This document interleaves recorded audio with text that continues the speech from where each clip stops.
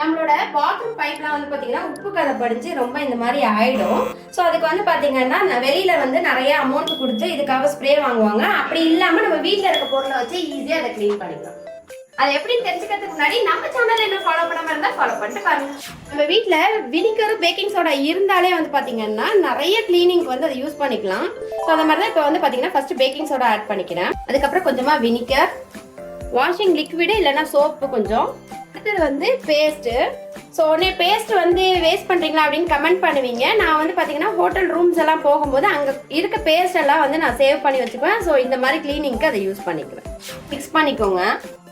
அவ்வளோதான். இப்போ வந்து பார்த்தீங்கன்னா அந்த லிக்விட் வந்து ரெடி ஆயிடுச்சு.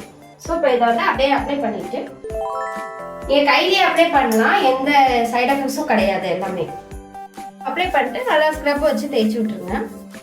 இப்போ இதை நல்லா க்ளீன் பண்ணி விடுங்க. நான் ரொம்ப நாளாகவே வந்து இதுக்கு ஏதாவது வந்து சொல்யூஷன் பார்க்கணும்னு யோசிச்சே இருந்தேன். ஸோ இதை ட்ரை பண்ணி பார்க்கலாம். நான் ட்ரை பண்ணேன். நிறையவே வந்து க்ளீனாக இருக்குது சூப்பராக. ஸோ நீங்களும் வந்து ட்ரை பண்ணி பாருங்கள்.